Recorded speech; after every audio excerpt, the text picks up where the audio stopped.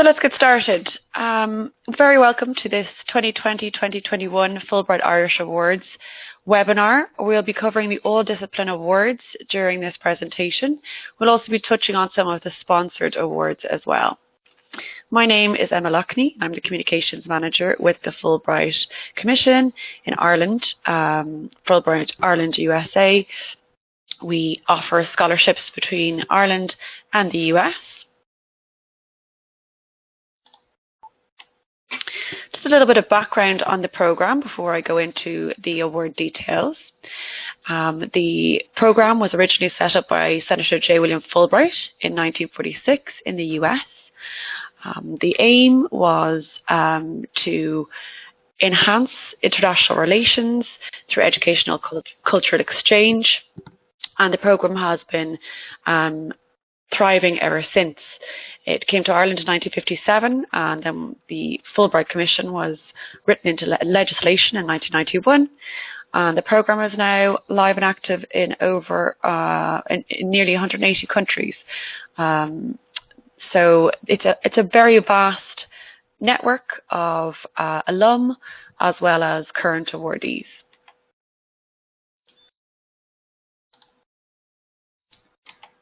Apologies, just want to make sure we're still sharing. Now, so in terms of the opportunities Fulbright offers, we are looking for passionate and accomplished students, scholars, artists, teachers and professionals from all disciplines, and you can go to research, study, teach or lecture in the USA. So what do the awards provide? In terms of the grant support, there's a monetary grant, visa administration, accident and emergency insurance, cultural and professional programming, and ongoing support and links to the global network of Fulbright alum that I mentioned.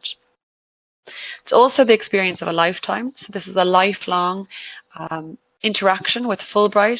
There is a very vast Fulbright alumni network, both in Ireland and internationally. So you'll always be part of that network once you go on your award.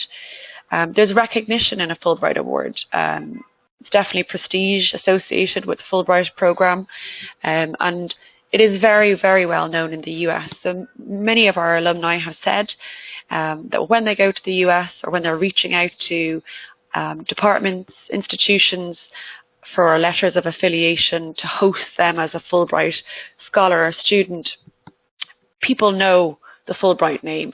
And while they mightn't know of perhaps the applicant's home institution in Ireland or their company, they do recognize the Fulbright name and they associate it with excellence. So it has opened doors for our alumni in the past. And then indeed, when you go over to the US, people recognize the name as well. So you'll be the Fulbright scholar or the Fulbright student on campus. And many of our awardees have said that this has opened up a very vast network for them. It's a family as well, both globally and nationally. There's a lot of people from all different backgrounds and disciplines that you'll be interacting with at your orientation here in Ireland, orientations when you arrive in the US, and a number of other events you'll be invited to during your award year and also on your return and for the rest of your career. So it's really an opportunity to join global peers. You'll meet your Irish cohort before you go out on your Fulbright award. Then you'll meet all of the Fulbrighters over in the States who might be in your area. So that might be through a orientation event or a induction program run by our counterparts in the US. In terms of eligibility, just to run quickly through this for anyone who hasn't had a quick look at it yet, the Irish Awards are open to Irish citizens and to EU citizens who have been resident in the Republic of Ireland for 3 or more years. You need to demonstrate a strong rationale for where you're going in the US. Okay, so this is important in terms of thinking why is it you want to go and study this particular program in the US or undertake this research in the US rather than completing it here in Ireland or in Europe. You must be willing to comply with the 2-year home rule visa requirement. So this is a term of your visa that will that stipulates that you need to come back to Ireland, to your home country, after your award period, your Fulbright award period. So this, on one hand, is to make sure that our best and brightest do return home and share all the knowledge that they gain in the US with their colleagues on field in Ireland. And it's also important to note for this, though, of course, you can go back, like after you've finished your awards, you can go back to the US on a ESTA visa, on a 3-month visa. You can go back to a holiday to visit, but this visa requirement would just prohibit you from getting a working permit or residency permit before you've completed the 2 years at home after your Fulbright award. US Irish citizens are not eligible for the Irish awards. You can't be living in the US at the time of application, and you can't have extensive experience of studying or living in the US. So this shouldn't be too much of a cause of worry. It's really just applies to you if you spent the last 4 out of 5 years in the US. So if you've gone on a J1 or, for a short period of time, it's not an issue. So let's move on to the application process. So some of you might be at very different stages of the process. The application timeline, applications have been open since the 28th of August. The deadline is 31st of October 2019. Reviews will take place between November and December 2019. Then if you should be called for interview, they'll take place between January and February 2020. And then final offers will be made in March 2020. So in terms of starting to plan, we would advise that you review the information on our website. Many of you will already have had a close look at our website and the FAQs, but if not, please do visit the website and review that information, because a lot of the queries we get every year would be covered in our website FAQs, and we add to them every year based on your feedback and your questions. You need to choose an award category. I'll go through how you do that. Find a course or plan your research proposal. I'll talk about that a little bit more shortly too. Research what it means to be a Fulbrighter. So it's very important that you familiarise yourself with the Fulbrighter ethos, and I will go into detail about that in future slides. And then register your interest online. So that's really the first step after this webinar. If you haven't already, please register your interest at fulbright.ie. And then you'll be required in your registration form to choose your award category. So please do review this page on our website to see what all of the award categories entail. I'll go through them very briefly right now, just to give you an idea. So firstly, we have 4 categories. You'll be applying to one of these categories, okay? So firstly, there's the Irish Student Awards. They're for postgraduate research or degree programs. The Irish Scholar Awards are for academic or professional research and or lecturing. The Irish Tech Impact Awards, these are also Scholar Awards. They're academic or professional research with an ICT focus. And then the Irish FLTA Awards, these are to teach the Irish language and take courses in the US. The Fulbright Irish Student Awards, so these are for postgraduate students from all disciplines, okay? So no matter what you're studying or researching, you're eligible to apply. These are for visiting researchers or degree-seeking students. So if you want to go and study a master's in the US, if you are already enrolled on an Irish or an EU PhD program and you would like to do part of that PhD research in the US, you'd be going on a student award. And similarly, if you want to do an entire PhD in the US, you'd be going on this student award as well. For these student awards, you need to establish affiliation. So if you are going to do research, you need to reach out to the institution or institutions that you would like to go to and request a letter of affiliation to show that they can host you. And if you're applying for an MA or a PhD, full PhD program, you'd need to apply for that degree course through the US institution as normal in parallel to your Fulbright application. So these student awards are for a minimum of 4 months and a maximum of 12 months. Then the Scholar Awards. So these are for postdoctoral researchers. You must have your PhD in that case, or for professionals with 5 years relevant professional experience. Again, they're open to all disciplines. These are opportunities to research and or lecture in the US. Again, you need to establish the affiliation with the US institution of your choice. So you reach out to the US institution you wish to go to. And these are for a minimum of 3 months and a maximum of 12.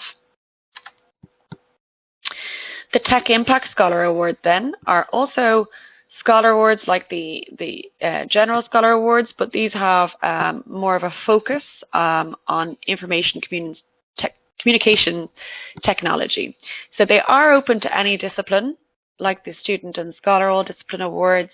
However, these have a focus on technology. So whether you're coming from an arts background, IT background, a tech background, you know, it's about applying technology or further and enhancing your knowledge in technology. So we have had people from the creative arts going over to study digitization and things like that.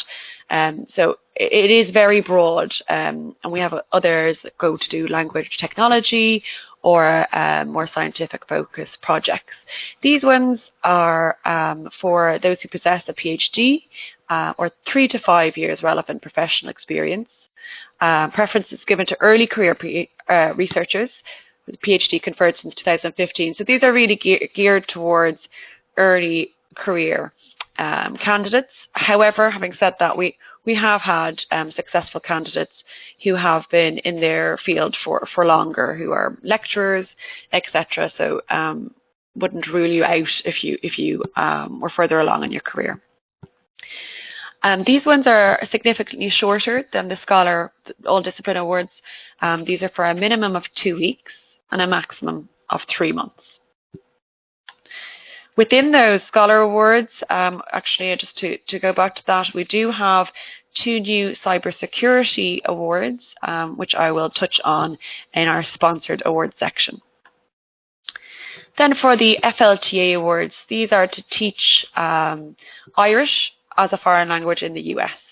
Okay, so you'd be joining language teachers from all over the world who are teaching their own language to American students across the country.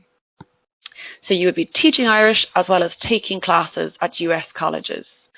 The the stipend for this award includes room, board, tuition fees for those courses, a stipend, travel and programming in the US. So these ones we actually match you with the US institution. So whereas for all the other 3 categories, you would need to reach out to a host institution of your choice. With these FLTA Irish Language Awards, we will actually match you with the most suitable US institution. We have a number of institutions in the States that we partner with on this. So these ones are for a maximum of 10 months. Those sponsored awards that I mentioned are available for the Student Award and the Scholar Award category, okay? So in addition to the All Discipline Awards, you can apply to a more specialized, targeted area, such as creativity, environment, cybersecurity. I'll go through a more comprehensive list in a minute. Just to bear in mind, these sponsor awards may have more specific criteria. Okay, so it's really important to check the relevant flyers on our website. Okay, each of the sponsored awards has a flyer, and just read through it to see what they're looking for, because they may be looking specifically for academics or specifically for professionals or for certain areas within their remit. Okay. And the other thing to note for the sponsored awards, if you're applying to a sponsored award that's relevant to you rather than an all discipline award, you'll just need to fill in a form on your Fulbright application. Okay, so that's a very important part to let us know that you think you're suitable for a particular sponsored award. So these are the sponsored awards currently available. I will say in the lead-in that for these sponsored awards, if you think one of them might be suited to your research or to your study, it's worth filling in that sponsored award form in the application, in your Fulbright application. If the sponsor does not think that your project is suitable for them at this current time, your application will just go back into the all discipline award category. So you can't really lose out with that. So there's a number of sponsored awards that are available to both students and scholars. So we have the Enterprise Ireland Award, the Environmental Protection Agency Award, Marine Institute Award, and the Geological Survey Ireland Award. Then available for student category only, we have the Creative Ireland Museum Fellowships, the LLM Law Awards, and the Teagasc Award, Agriculture, Forestry and Food. And then for scholar-only awards, we have a HRB Health Impact Award, the NUI Scholar Award, the Tech Impact Award across all disciplines, and then those 2 Cybersecurity Awards. So we do have one of those is to go to Boston College, and the other one is to go to the George Washington University. In terms of application requirements, okay, so for all applications, whether you're applying to all disciplines or to one of the sponsored awards, okay, you'll need to include personal information and your CV, your personal statement or Fulbright statement, and I'll explain what these are shortly, your project statement, 3 recommenders, so those are your 3 references, your transcripts if you're applying as a student awardee. Those transcripts, let me say you can use copies for your application, but you will be required to get the original transcripts if you're successful in your award.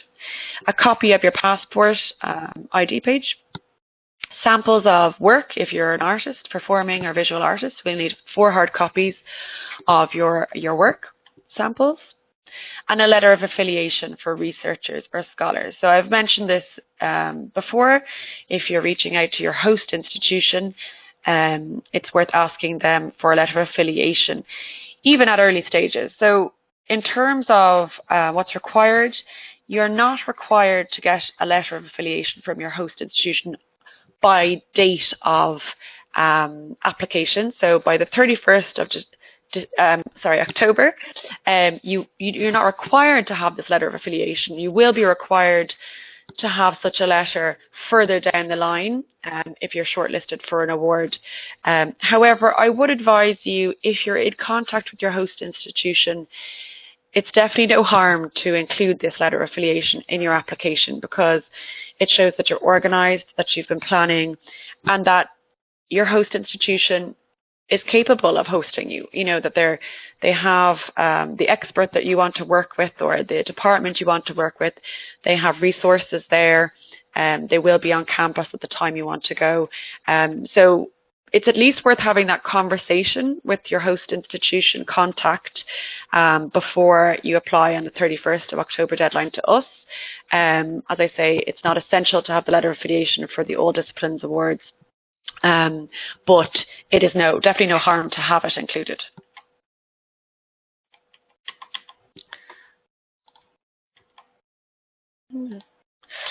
Okay, so in terms of finding a host, thinking about who you want to work with, okay?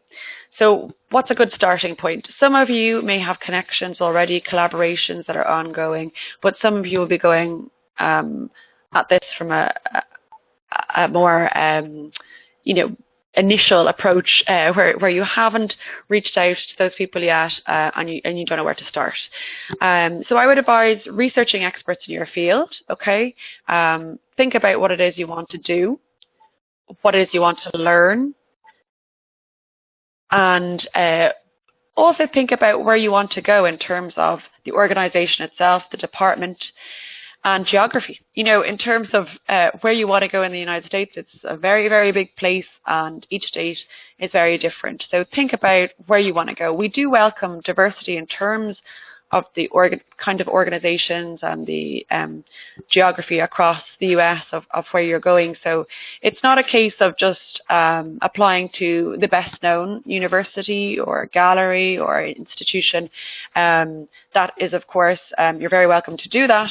But if you're thinking, right, well, my area of expertise is an expert I'd really love to work with in a small agency or institution that's a little bit off the beaten track, that's absolutely fine. We do like to see new connections, new collaborations being founded, because that's part of the Fulbright ethos, that you would continue such connections between your home institution and your host institution, okay?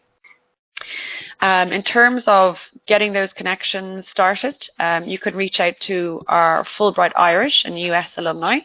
Okay, on our website we have a whole section which documents our Fulbright alum, both US and Irish, from the last 7 or 8 years.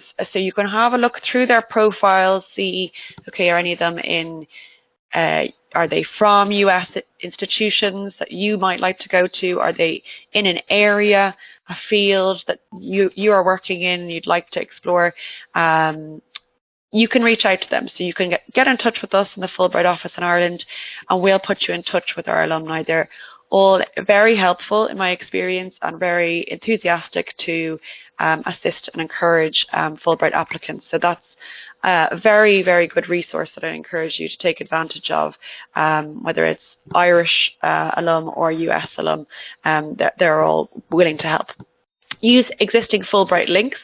So we do have a number of sponsored awards, those Irish sponsored awards I went through with you, but we also have a number of US sponsored awards. And these awards, like say both the Tech Impact to Boston College, George Washington University, all of these, even if you're not going on that specific sponsored award, just bear in mind that these institutions have showed interest in connecting with Fulbright. They want Fulbrighters on their campus, okay? So even if the sponsored award isn't specifically suited to you, bear in mind that those universities already have Fulbright on their radar. So there might be some links there. Ask your mentors. It seems obvious, but sometimes it's not. So ask your lecturers, ask your colleagues where they've been, where they've gone. You'd be surprised at how many connections there already are there. And once you just talk about it, people, begin to give you advice.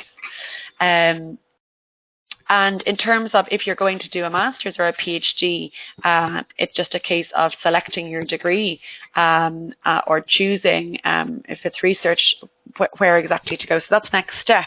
If you are applying for a master's or a PhD, I would advise using a tool like petersons.com or collegeboard.com. These are databases that have very extensive lists of all the universities in the US, and you can filter through for various different fields, disciplines, geography, all of that. So that can help you to narrow down your options.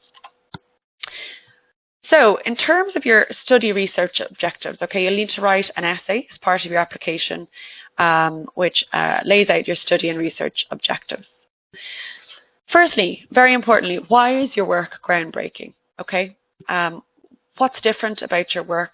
How are you leading in your field, or how are you showing potential for leadership in your field? Okay, this is a really important element of your application, and it will be extremely important as well to talk about if you are shortlisted for interview.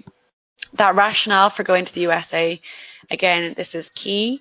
You really need to put in the kind of legwork in terms of thinking about why it is you want to work with certain experts in the US, or going to a certain department, that has really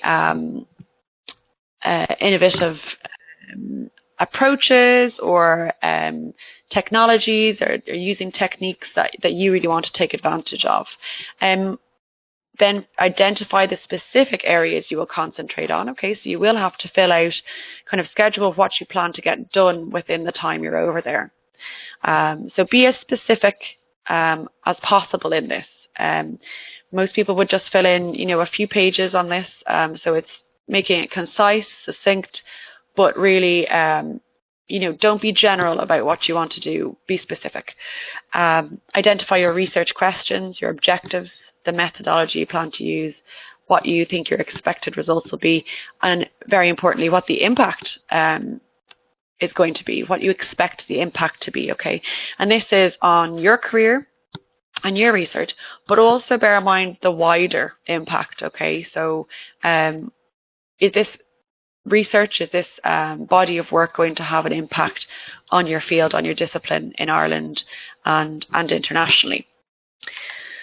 So in your personal statement, then, you'll be focusing more on yourself, you personally, your personality, and also on this Fulbright ethos and how you're a good fit for Fulbright, okay? So this is really a self-assessment, talking about what you've done to date, what's led you to this point, why it is that you're driven to do what you do, and how this period away is going to really help you fulfill those ambitions, okay? So include about your motivations, your interests. This is in terms of your professional work, but also your personal work. So extracurricular activities, whether they're relevant to your research or your study, or whether they're just things you enjoy otherwise. They are interested in knowing about how much you will engage with the culture in the US, how much cultural exchange there'll be from you with your colleagues and people you meet over there. So, you can talk about whatever it is that Irish culture or European culture is to you and what you hope to share with people over in the US. Think about the role and the benefit of being a Fulbrighter, okay? So again, this is really important to understand that this isn't just a grant, it is a lifelong interaction. I think on our website, if you look at our Fulbright video, it's also on our YouTube channel, this is a really good, short, succinct insight into what it means to be a Fulbrighter and what people expected from their Fulbright award, and then what they were pleasantly surprised to find were additional bonuses and that kind of longer impacting elements of the Fulbright program. So do look at that video and also visit our website, the awardee testimonials. So we have alumni testimonials on there where they talk about their work that they did over in the US, but also about how they engaged culturally. Really important not to rehash your study objective essay or CV in this personal statement, okay? You had your opportunity to upload your CV, you've had your opportunity to write your study objective essay, but this is about you, okay? So, and that can be quite difficult for some people to begin to formulate this essay that's more personal and about your motivations for your work and for going on a Fulbright award. So do take some time to think about this. And as always with any essays for applications, remember that this is an indication of your written communication skills. So we would have a lot of successful awardees who have told us that they have a mentor or a colleague that they ask to proofread their application for them, just to catch any of those little spelling or grammar mistakes that we sometimes miss when we've been staring at something for a long time. Just to bring you through the review and interview process, okay? When you submit your application will go for technical review. This will be peer reviewed, and they'll be looking mostly at your academic record and your project statement, okay, to see what really stands out about your proposal. They will also be looking at the culture, engagement and leadership piece here, that Fulbright piece, the Fulbright ethos and match. Apologies for that beeping in the background if you can hear it. I think it's our hard drive backing up. But at this stage, a review stage, it will be mostly about the academic record and project statement. Once you've passed that stage and you're shortlisted for interview, it flips around. So they know that your academic record and your project statement have met the bar, okay? They know that you're a good potential Fulbright awardee in terms of your academics and your idea. but they're really going to concentrate on cultural engagement and leadership at this point in the interview.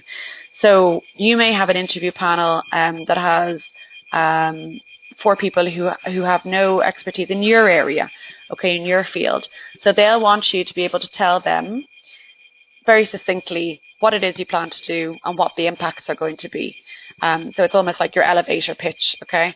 And that's an important part as well, because we'll expect you to be able to do that for when you go to the US, okay? So you can explain to people very clearly what it is you plan to do, what it is you want to get done. So that's another thing to consider for the interview process. I've just left these LLM Awards and the Creative Ireland Museum Fellowships to the kind of end of the presentation, because there's a few things of note here. So we do have 3 LLM Awards available at the moment, okay? So if you're planning to apply for a Master's of Law, there are full and partial tuition waivers available at Indiana University Maurer School of Law, Notre Dame Law School, and at Penn Law, okay? So Penn Law is only partial tuition waiver, whereas Notre Dame and Maurer School of Law offer full tuition waivers, and this would be in addition to your Fulbright stipend, okay, your Fulbright monetary award. So those are great opportunities, really, if it's what you want to do in terms of masters, because as you're probably all aware, master's programs can be quite costly in the US. If you're interested in these law awards, I'd advise that you join us for our webinar on the 17th of September. You can sign up on our website in the events page. These law awards, we will have representatives from Maurer, Notre Dame and Penn joining us for that webinar. So they'll be giving instructions to their programs and to their campus. So it's well worth joining if you're interested in those. Then for the Creative Ireland Museum Fellowships, okay, these are research opportunities and they're open only to the student category, okay. So these are at the Harry Ransom Centre, the Exploratorium or the Smithsonian. So we partner with these 3 institutions to bring museum fellows from Ireland over to them to carry out research. Each of these awards has specific eligibility criteria. Some of them are open to people who would have an undergraduate. Others would need, other of the awards would need to have PhD or be in the process of doing your PhD or master's program. Really important to note with these fellowships is that you have to seek a letter of support from your host and include it in your Fulbright application. Okay, so what I said earlier about your letter of support, your letter of affiliation not being required by the 31st of October, it's recommended that you do seek this out.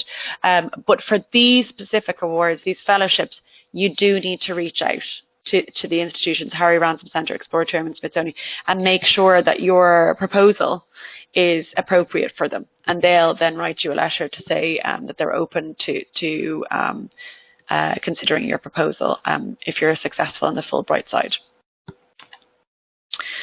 So in terms of next steps, I would suggest that if you haven't already, you reach out to your recommenders. Okay, this is really important. You need 3 recommenders. If you've already started your application form, your online application, you might have seen this section already. You can type in you can input your recommenders' emails and names as the first thing you do, okay, and then send them off the request for recommendations. You don't have to have completed your full application in order to send off these requests, okay, and it's a good idea to send your requests out to recommenders as soon as possible, because as you well know, they could be very busy between now and October, so give them as much time as possible. There are very specific guidelines on what they need to fill out on the online form, the online portal they'll be given access to, and they will send this directly to the online application themselves. So if you want to talk to them about what kind of letter of reference they're going to write for you, do all of that in advance, and it's your responsibility to then follow up with them and make sure that they've submitted those recommendations, those references, by the 31st of October, okay? If you do not have your full 3 recommendations submitted by 31st of October, your entire application could be deemed ineligible. So it's a really key point is to get in touch with those recommenders. Select your host institution or institutions. Some people, if they're applying for a degree program, may put down 2 or 3 institutions in case they don't get their top choice. Some people who are applying as a scholar student to undertake research in the US might say, I want to go to this institution for a certain period of time and then I'll visit another institution. That's okay. We would not recommend that you cite more than 2 or 3 host institutions because it gets complicated for your visa. Research the Fulbright ethos.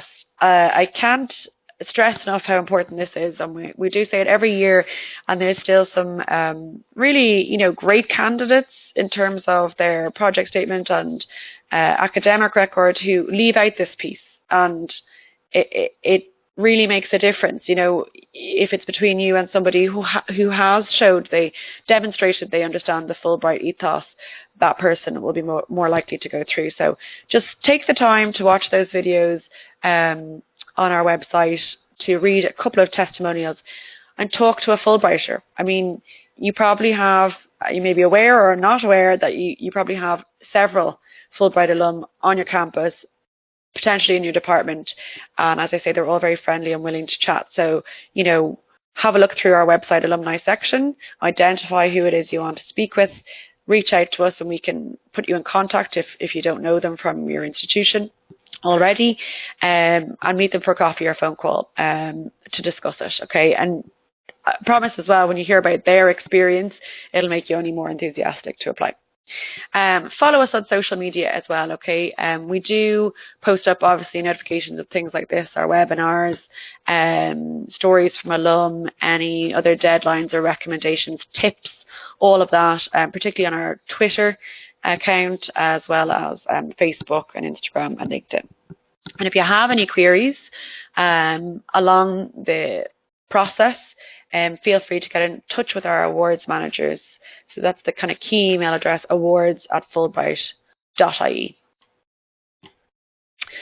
So that's the main presentation. If anyone has any questions, I'd be more than happy to answer them. Please feel free to type in the chat box if you do have questions, more specific questions that I haven't touched on, or anything like that. I'm here for the next 10, 20 minutes if you do have questions.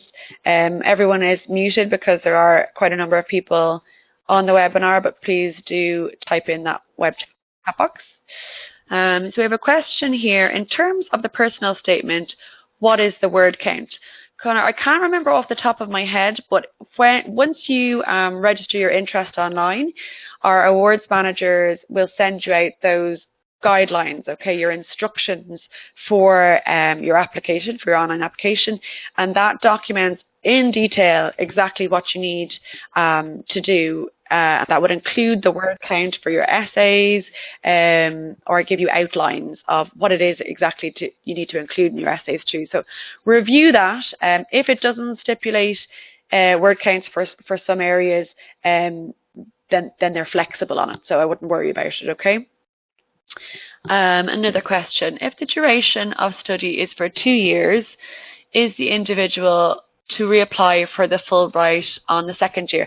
No, so that's a very good question, yeah. So if you're going to do a master's program, say that's 2 years, or to do a PhD program, that could be 5 years, you apply and Fulbright can support you potentially for your first year of that degree program, okay? But then after that, you would stay on, obviously, and the Fulbright visa may last throughout your program, or you'll work with your host institution, on kind of updating your visa as well.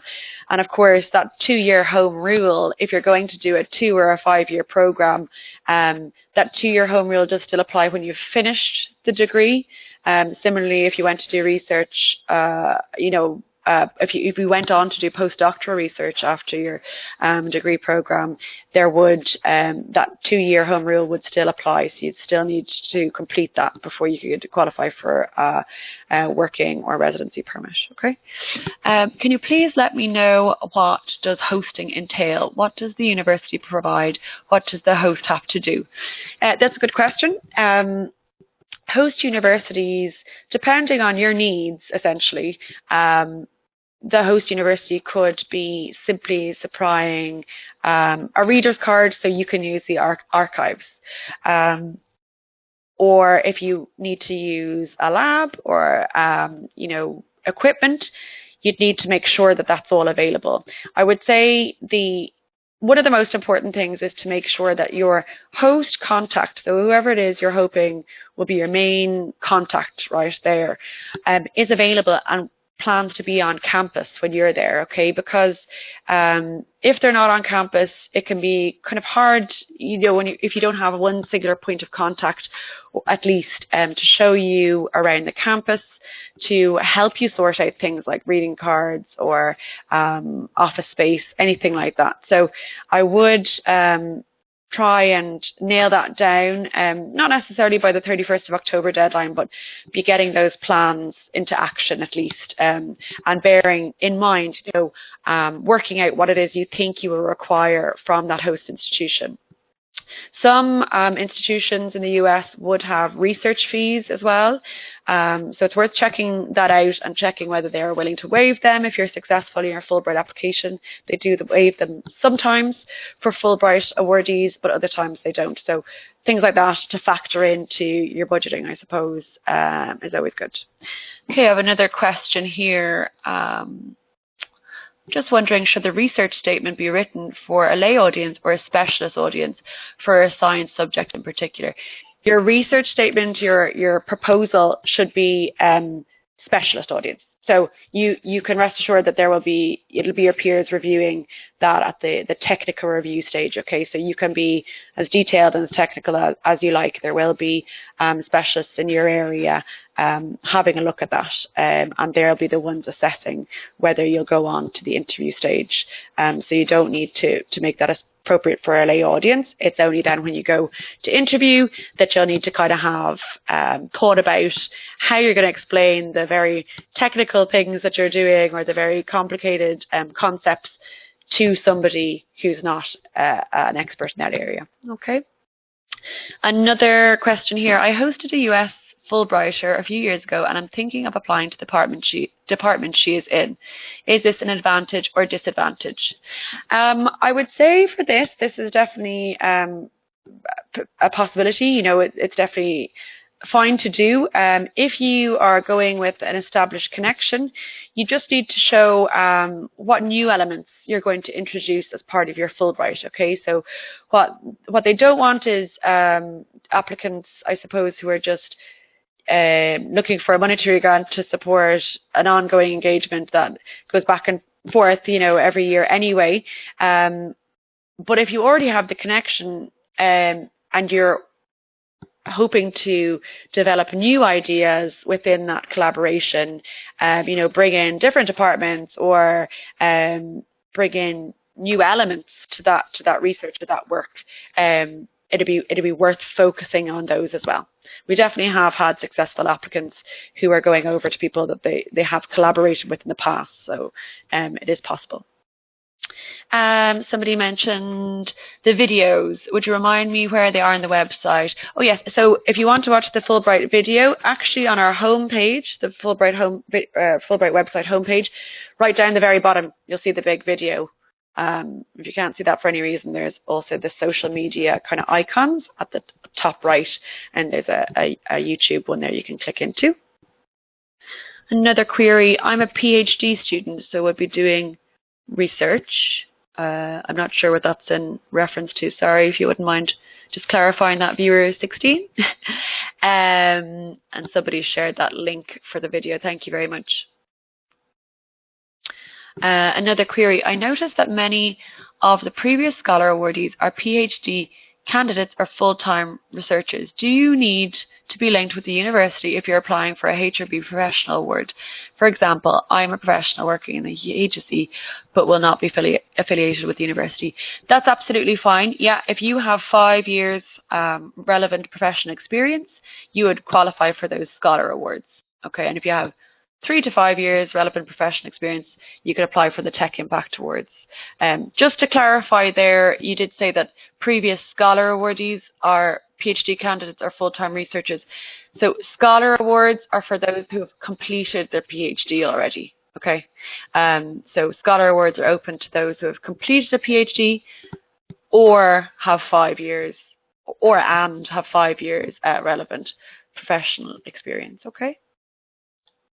For those HRB Health Impact Awards, yes, they are enthusiastic to support professionals in professional development and things like that. So that's definitely a possibility. Does your research question methodology need to be finalized by time of application late October, or is there room for that to develop throughout the application process? So you would need to have an organized, plan of action, let's say, for your in time for the 31st of October deadline. Okay, so you would need to be quite clear in what it is you plan to do. Now, having said that, if your project evolves between 31st of October and when you go on your award, and even while you're on your award, a lot of alum have said their projects evolved depending on the people they met and ideas they were opened up to. That's fine. There's flexibility in that. But the more you can demonstrate that you have really thought about it, you've planned it down to exactly what you want to do, that will just show that you've put the work in and you've planned what you want to do. But it's flexible in terms of where it goes from there, okay? Another question regarding supplemental forms or documents, such as the passport copy, letters of recommendation. Are these all we need as Irish applying from Ireland applicant? Do we need to upload a student-sponsored form? So if you're asking, are they the only supplemental forms you need to upload? I think in terms of passport and signature, you need to upload them yourself. Your CV, you'd also need to upload yourself.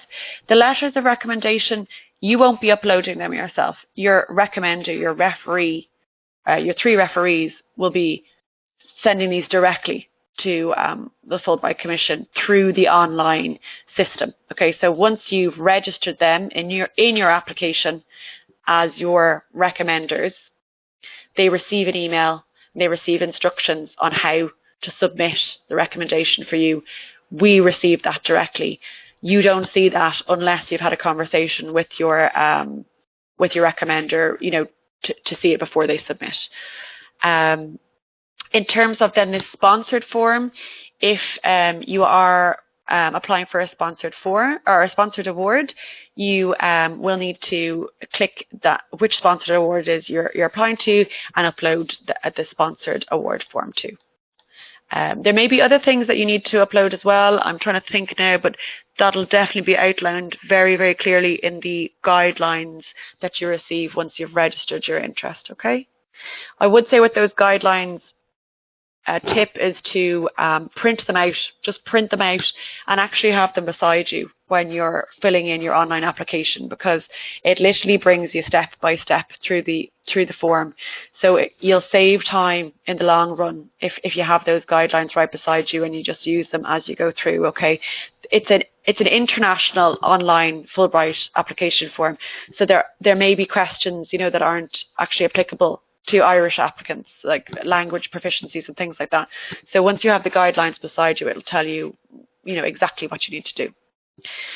Another question. I am planning to undertake the design of a brand new teaching model for my host university. They have also asked, could I be involved in their curriculum review? Should I include that in my syllabi proposal? I would say yes, definitely include that in your proposal. I think that would if that's work you're going to be doing over there, and it's going to be making a difference and having a considerable impact on their course and in terms of your own, kind of skills as well, then definitely do include that, yes. Another question. I was wondering if there is a requirement for the host institution to administer the funds or write a report at the end of the project or anything like that. I've been in contact with a potential host and they would like to know exactly what's required of them. There is, in terms of the funds, if you're successful in your Fulbright award, we will pay funds directly to the awardee. So it doesn't go through your host institution. It goes directly to the awardee in 1 or 2 payments over the year, depending on how long you're going for. So you handle this yourself, all the funds. The host institution do not need to worry about that. In terms of a report, I don't think a report from the host institution is required. There may be a requirement on the US Fulbright side for that, but if it is, it would literally be a short questionnaire. I don't think there is at the moment, but I will check that out for you, Mark, if you want to just send me a quick email on that. I can forward it on to my colleagues in the US just to double check they don't require anything from you or from your host institution. And then another query, can you give any advice regarding reaching out to host institution? So in it, I suppose the information I went through earlier, let me just go back to it here. A lot of people would use connections they already have. So if you have a lecturer or colleagues who have been to the States already, who were working in your field or who have gone to institutions that have departments specializing in your field, they would use those connections so they're not kind of just cold calling. Having said that, a lot of our successful applicants would just cold call. So they would reach out to, an expert in their field, someone they really are excited to work with, and they would say, I'm applying for a Fulbright award to come to your institution to work with you. I want to come for these reasons. I'm really enthusiastic and passionate about the work. Is there a way that I could come to your department, or do you have any colleagues who might be willing to host me? Again, that saying, I know some people might be reluctant to say they're applying for a Fulbright award before they've officially got it, but I would say definitely go out on that limb, because the Fulbright name, as I mentioned earlier in the presentation, is well known in the States, okay? And while they may not have heard of your home institution, they have heard of Fulbright. So saying that you want to come as a Fulbright student or scholar will open doors for you in terms of going there, in terms of them knowing what it is you're doing, in terms of them knowing the standard of what you're doing as well, because it is associated with excellence. Another question. When your home university commits to supporting your Fulbright, they cover the costs of covering your absence, i.e. covering the costs of teaching modules you'll be leaving behind for the semester. Yes, this is a good question as well. So for scholar awardees who are lecturing in their home institution, who are giving classes, it's different in every Irish institution in my experience. So some universities will have processes in place that if you're applying for a Fulbright award, they're willing to cover those costs. They're willing to or make arrangements for you. Other home institutions, we call them, so where you're coming from, where you're working before you go, won't have such kind of processes in place yet. So it's something you'll need to discuss with. I would firstly go to your research department and then have the conversation within your own department and see what can be done in terms of covering your teaching modules. Some people would take sabbatical, but others would just request cover of teaching modules. So as I say, it's not one rule for every institution in Ireland at all by any means. This is another reason I suppose it's good to talk to alum in your university who have gone to lecture, whether it's with research or just lecturing. It's good to talk to them and see how they arranged that and what support was available from the university. I do know, I mean, in most HEIs in Ireland, we have been in contact with their research departments and had conversations with them. So it's on their radar, but how far along in the process they are in terms of having a process in place would vary. No problem. I think there was a question as well that I just breezed over one of the elements of there. There was a question about, do you need to have a home institution? So say if you're you graduated 4 or 5 years ago and you want to go to do freelance research, or that's absolutely fine as well. So you can go as a kind of candidate at large, coming from wherever it is, whether you're working at the moment or whether you've been doing independent research, you can go off. It's important though that you have a host institution, so that you have at least one host institution nominated and that you're reaching out to them. So I think that's all in terms of questions. Is there any last minute questions? If you do have any questions, please feel free to email us. Sorry about that. awards@fulbright.ie is the email there. And we're happy to answer any of your queries. I'd say the most important part now, if you haven't registered your interest online on our website, please do that, because getting those guidelines, the relevant award category guidelines, and reading through them is key to filling out a good application.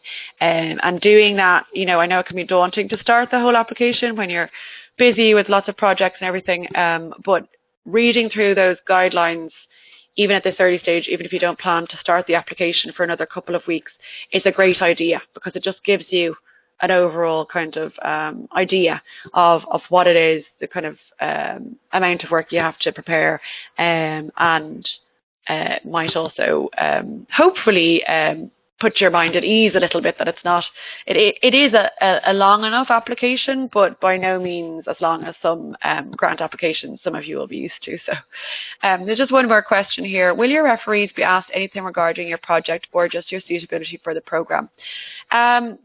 It's mostly suitability, but we would, alum have told me that they have run their project, their Fulbright project proposal, past their referees before they get them to submit their references. I think this is probably a good idea. It's not essential, but I think it's a good idea, firstly, because your references can give you a little bit of feedback on your proposal if they're willing to meet with you and have a look through, or take it by email and give you some feedback. And secondly, because they'll be able then to speak very, they'll be able to speak towards your project as well as you as a person, and how important your project is for your field or for your home university, how important this collaboration is going to be. And, if it is very groundbreaking work, then they can speak to that because they will probably have expertise in your field. So I think that's probably a good idea. It's a good idea to meet with them if they have the time, or to talk with them before they submit. So again, that's another reason, I suppose, to get started on those recommenders as soon as possible. Okay, is there any other questions for now? Okay, well, if there's not any more questions, we'll finish up. We'll wrap up the webinar now. As I said, we do have that law webinar for the LLM programs on the 17th. You're welcome to join that if you're interested in Law Masters LLM programs. Otherwise, please feel free to get in touch with us at any time with the Fulbright office here if you want advice, if you have any queries, further queries, or if you do want to get in touch with any of our alum. Okay, thank you all very much for joining, and best of luck with your applications. Okay, thank you.